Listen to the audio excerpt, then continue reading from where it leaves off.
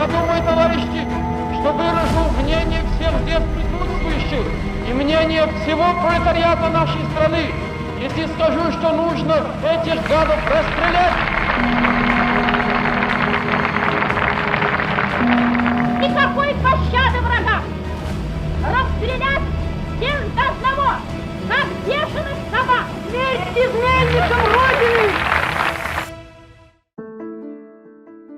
The gulags, as the Soviet forced labor camps were called, were an infamous aspect of Joseph Stalin's regime. From the beginning of their implementation in 1930 until their disuse in the late 1950s, millions of people were sent to these terrible places. They could be found throughout the nation, in the brutal deserts of Central Asia, as well as in Arctic Siberia. Regardless of their location, the treatment the prisoners received was just as cruel. Subjected to endless days of work, fed on crumbs always ill-prepared for the climate, and constantly subjected to abuse by their captors, more than 1 million would die. But these camps were not intended solely for men. There were a number of them reserved for women, whom Stalin and his followers had branded as traitors. For some of them, the injustice was even worse. Their only crime was being related to political enemies of the Communist Party. Today, in this new episode of Military History, we will tell you all about ALZhIR, the most brutal concentration camp for women in the Soviet Union.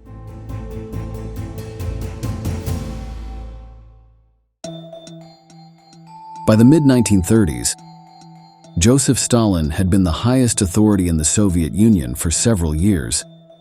Still, his power was not total. Many well-known figures within the country did not have much confidence in his leadership. There were even plans to assassinate the General Secretary, which were never carried out. Stalin, paranoid by nature, decided to strike his enemies first. With the help of the NKVD, the People's Commissariat for Internal Affairs, which also functioned as a secret police, a huge number of members of the Communist Party began to be investigated. Anyone suspected of treasonous intentions was removed from office. But not only that. If they were lucky, they could be imprisoned in the gulags, that is, in forced labor camps. If not, their fate was death. Hundreds of thousands of people fell victim to the Great Purge, as the campaign came to be known. Government employees, political party leaders, and high-ranking Red Army officers were just some of the victims. But ordinary citizens were not spared either.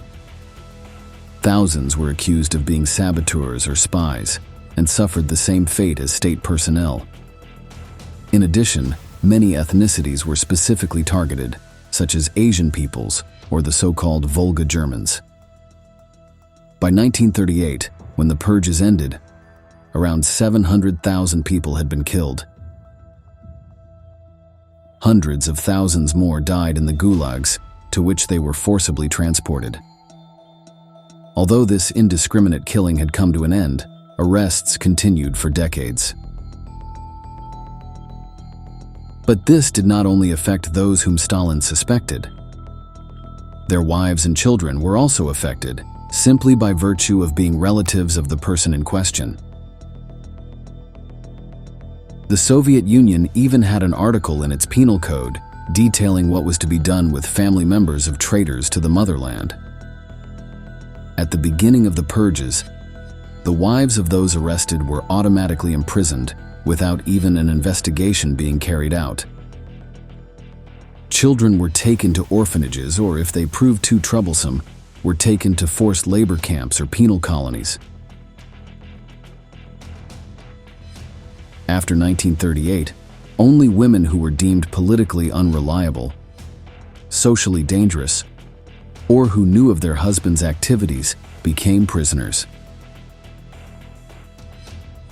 This change in the NKVD's actions did not prevent thousands of them from being rounded up and taken to special gulags.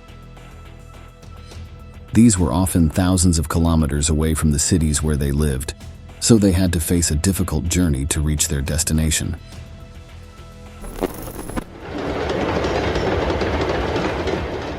Вот я помню, как я слизывала, ведь мороз был сильный. I remember when there was a hard frost. Гайки, болты, которые Inside the wooden cattle truck, I used to lick the ice off the metal screws and bolts, fearing only that my tongue would stick. Вот так мы That's how we traveled, ехали. for about a month. One of the best known of these camps was located in the city of Karaganda, in the Akmola province of Kazakhstan.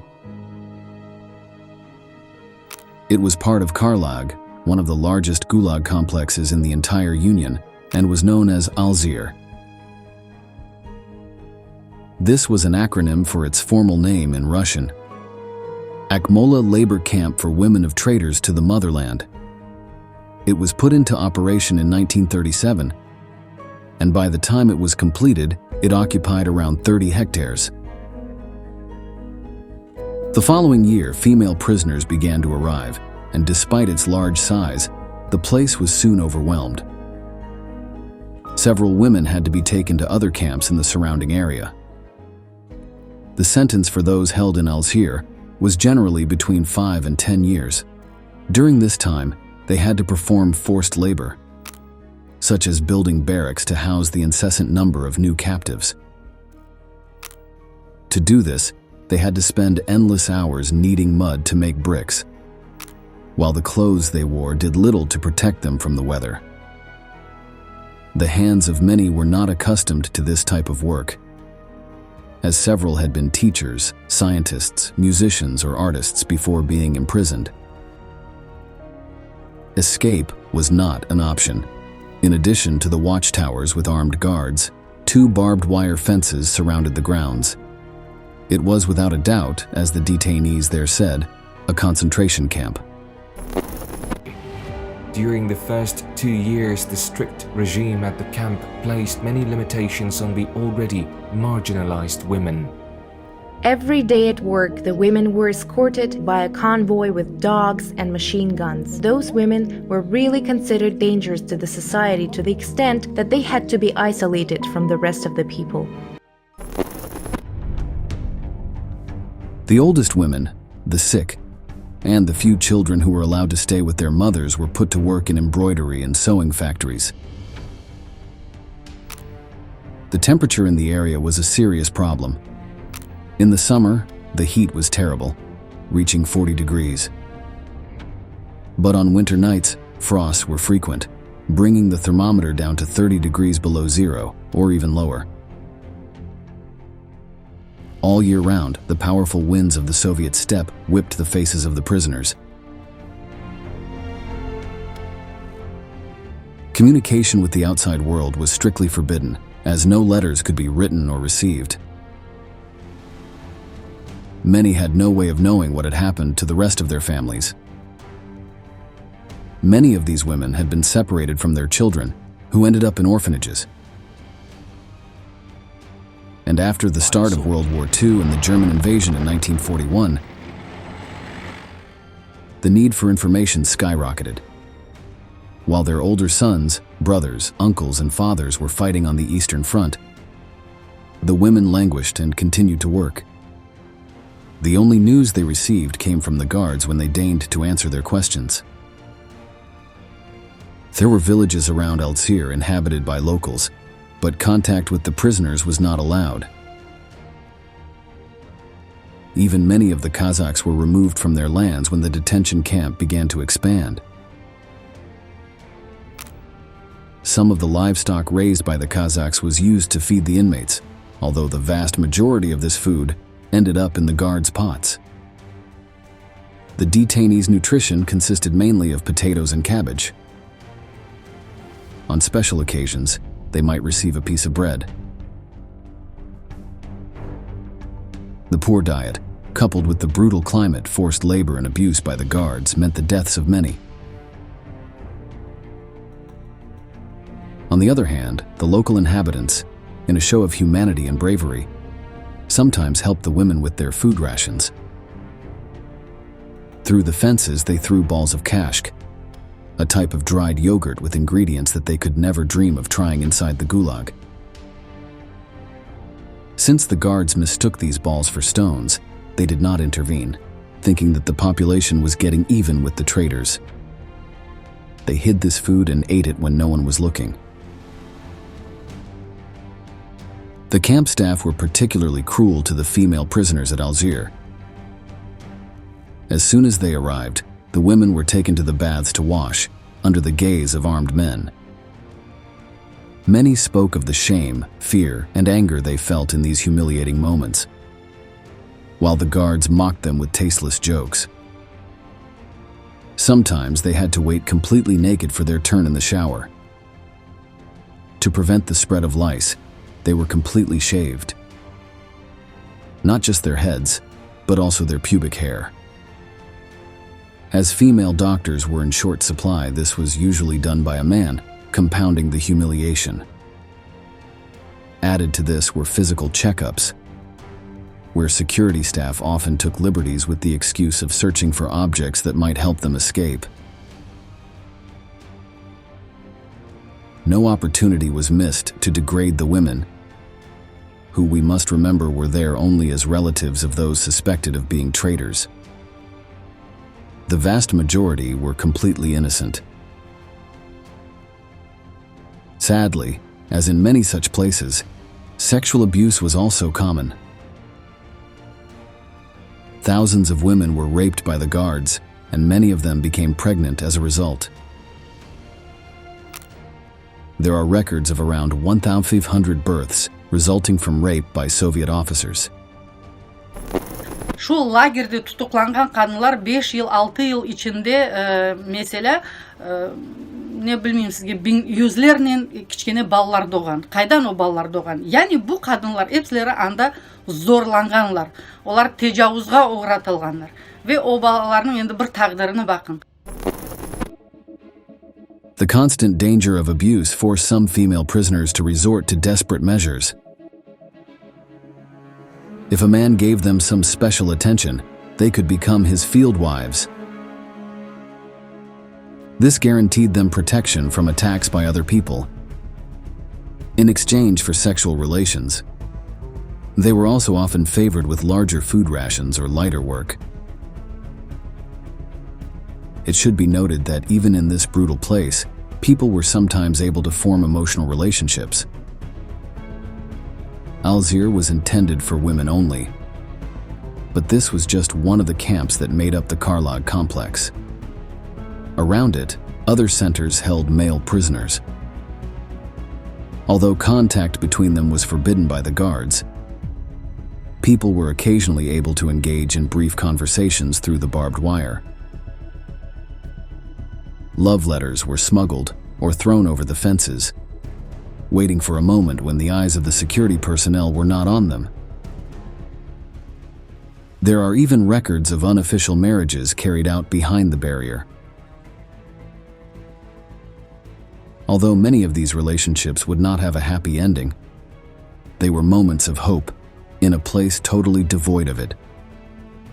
These stories serve as a record of how these people maintained their humanity, even though their jailers tried in every way to eliminate it. Pregnancies, as mentioned above, were not an uncommon occurrence in these camps. If allowed to continue, women had the right to not work for a month before the birth and for a month after. But if the supervisors needed to meet the production quota of the camp, they could decide to perform an abortion. Of course, without consulting the opinion of the prisoner. These terminations were often carried out by very unskilled personnel, and several are known to have ended in the death of the patients.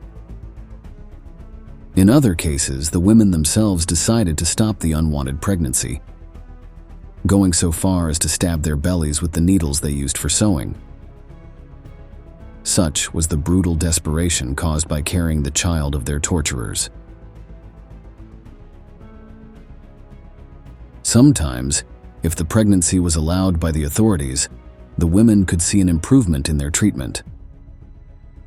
The guards were forbidden from physically punishing them, the work was less hard, and during their last month, they were excused from duty entirely. In special cases, they were even released from the camp before serving their sentence. When the prisoners heard these rumors, a few of them actively sought to become pregnant.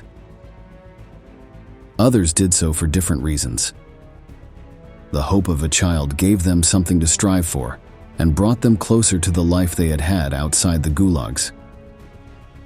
According to one prisoner, it made them regain a sense of femininity and purpose in such a hostile environment. However, for those pregnancies that did go to term, the infant mortality rate was very high. The conditions in which these infants were born were extremely harsh and unhygienic. Almost no food was set aside for their feeding, and breast milk was poor in nutrients due to the malnutrition of the mothers. Breastfeeding was almost the only time women could see their children, since after a short leave, they had to return to work. If for some reason, whether it was work duties or the whims of the guards, the prisoners missed the time allotted to feed their children, there was no other opportunity to do so, and the infant would not eat that day. The slim chances of seeing these children grow up were not unique to ALZhIR, of course. In all the female concentration camps scattered across the Union, prisoners had to face the harsh reality that their children were unlikely to survive. Увезли в Бутырку в больницу, где я родила мальчика. 2 дня не несут кормить, 3-й день пошел. Охранник несет сверток и говорит: умер. Это мой ребенок умер. On rare occasions, those born in ALZhIR were allowed to remain there. The Gulag supervisors thought that after a few years, the children would be able to help their mothers with menial tasks. But usually, when they reached 2 years of age, they were cruelly separated from the women. This was usually done at night to take everyone by surprise and prevent the work from stopping.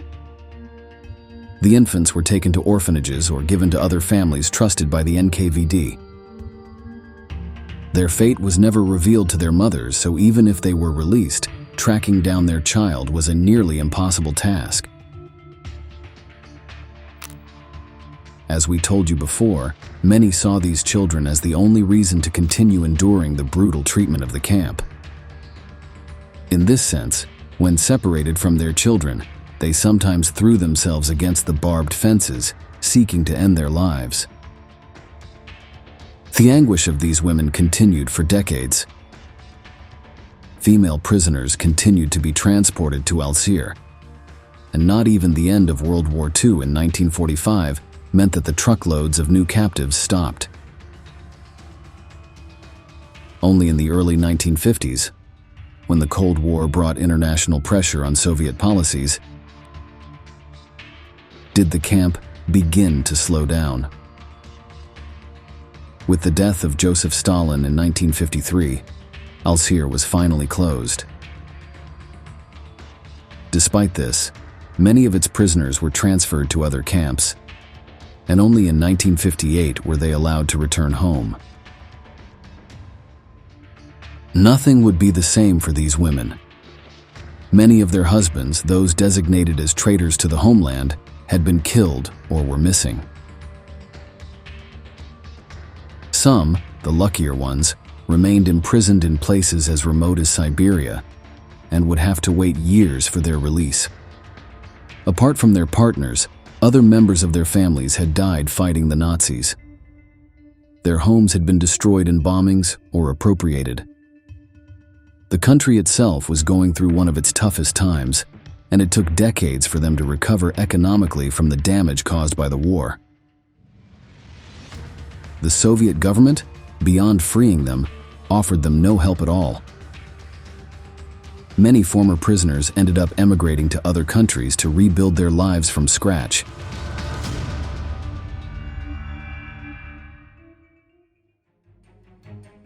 It is believed that between its opening in 1938 and its closing in 1953, approximately 18,000 women passed through ALZhIR.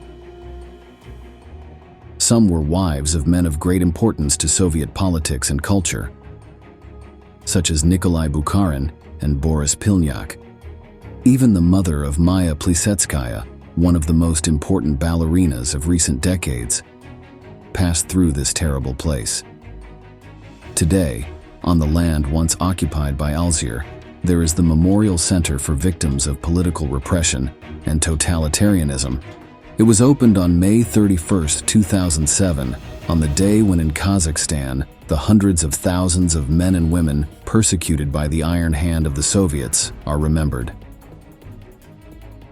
We have reached the end of the video and we want to ask you, what measures do you think the Soviet government should have taken to repair the traumas suffered by these women? You can leave your answer in the comments box. Don't forget to subscribe to our channel to learn about many more military events that left their mark on history